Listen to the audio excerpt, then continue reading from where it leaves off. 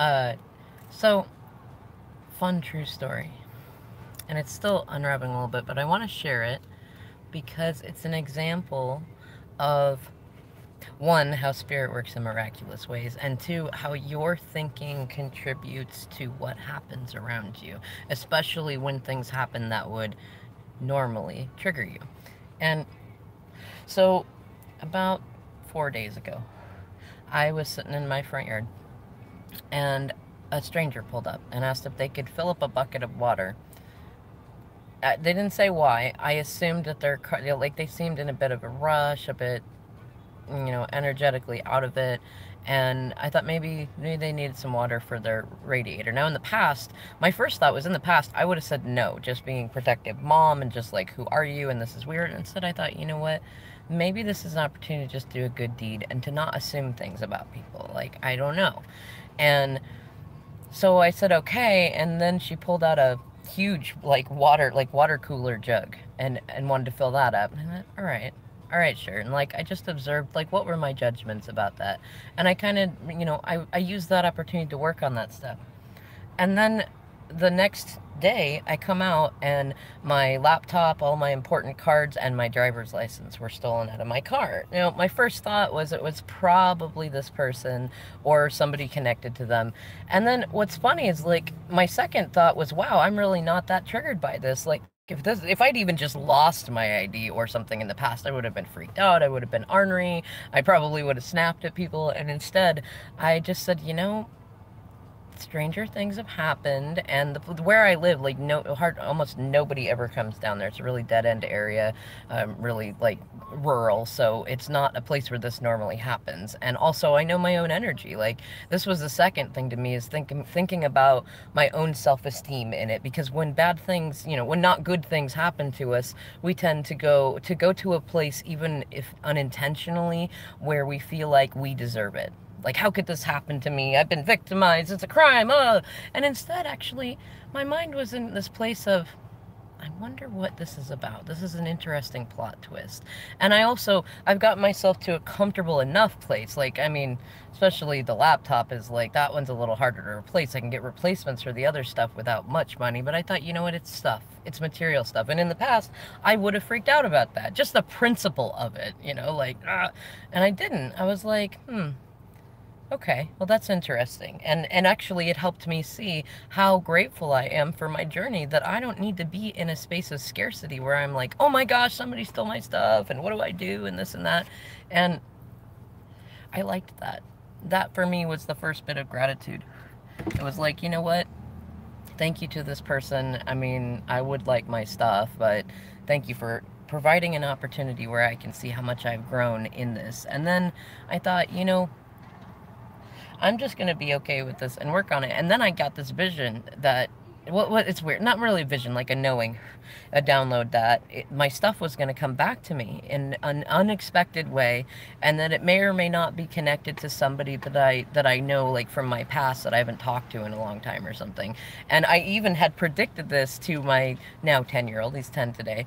And so what was interesting is I was outside having a smoke break because birthday stuff's going on, and the same person that I thought took the stuff, or at least had connection to it, pulled up and said, hey, are you missing your ID? Or did somebody steal your ID? And I said, uh-huh.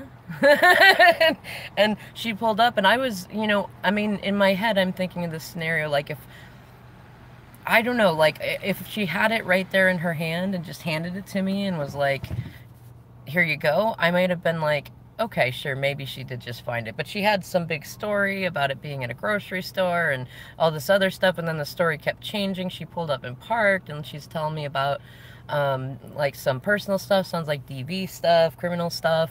And I'm thinking, why did Spirit bring this person to me?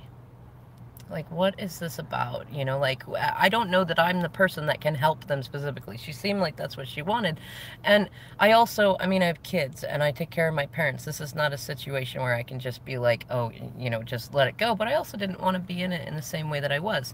So she pulled up, and when she couldn't find the ID in the front of her car, she got out and dug through a backpack and found it in the bottom of her backpack and explained to me that somebody else took my stuff and took her stuff and all this stuff. She gave me a whole bunch of names. It was really It was interesting. And I said, okay. And I just kind of listened while I was there. And she said she was trying to be a good Samaritan and she was trying to bring stuff back. And I'm going, you know, maybe she's trying to. Maybe this is a genuine, like, you know, effort to go that direction. I still need to protect my kids and my parents and my, you know, my space. So I did report it and I called the police and I just told them the story that they gave me. And I said, you know, I would really, it sounds like she needs help and it's not a kind of help that I can give her. And I know you guys have programs. I don't know if maybe you can do that. And a really nice officer came out and talked to her because oddly enough, even though when I, you know, I made it clear, like, I'm not hanging out, I'm not doing that stuff. And she just stayed there. She said she was going to leave, but she stayed there long enough for the police to come and talk to her. And the officer comes to me and he tells me that all the people that she's naming are major criminals in the area and stuff. And so it's very, you know, whether she was really the one who took it or whether she told them or anything, like, these are not good people to be aligned with, and that he was going to try to encourage her to either get to a shelter, which I know they're not great, but, like, you know, in this area it's kind of ritzier. Maybe there's a little bit better chance to get connection. I don't know. That's what I'm praying for, is that, like, connecting with me and doing this somehow will help get her to where she can get onto her light path, because I'm a believer that everybody's on their way at whatever pace, whatever level, things like that. And it was really interesting to have it happen like that. Like, it wasn't expected. And so my youngest, which was interesting when I came in, because she had my ID, she had many IDs, she gave half of them to me, I gave them to the police. And but when I came in and I said, so this is happening outside, my youngest says, oh, you were right, it did come back to you in a way you didn't expect. I didn't see that coming at all. And I said, you know what's funny? I can say that I did and I didn't. I did not expect it to happen that way. But what I wanted to share this for is because, like, look at what my process was in getting there. When it happened, I didn't, like, shoot bad thoughts at anybody. You know, at the few judgments that I had in my mind at first, I was kind of like, you know what, let's dissipate those, because I want positive ripples to go into the world. And I know when people take things, it's typically either because they feel that they need to, they're in desperation or something like that. And, you know, being unkind, even just in your thoughts, it does not help anything. It contributes to the world we have, where people end up on paths of addiction and alcoholism and pain and things like that. And I know that the first place that starts in healing is in here and in here, you know, and that I just knew, and Spirit just kept telling me, it's all good.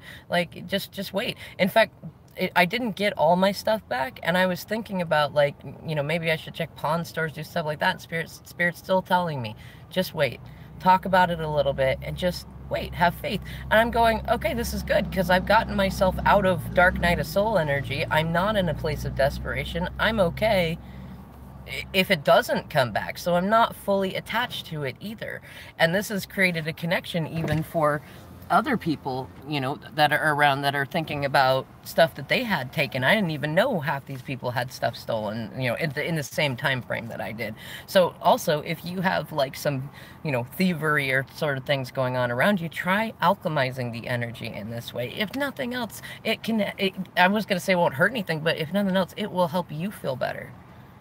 It'll help you feel better. And that's where it starts. And that's where you start changing the vibration of things, you know? Anyways, I'll come back on as the story updates, assuming that it does, because I have full faith in Spirit. I already did before this happened, and so for me it wasn't even, like, I've already had those moments months ago where it was, like, mind blown because I listened, but I still had a little doubt. And this time it was more like, oh, no, I already knew. Like, I was already like, oh, Spirit says it'll be all good. So I knew it was all good. It actually kind of weirded out some people around me. Like, how are you not freaked out right now? Like, Spirit's got me. I'm not worried, you know? And so this will be fun to come on and update that sort of thing happening. Anyways, I hope, you know what? I know that those of you who get a chance to catch this will find something in it for you. So thank you for watching and being on my path to light work.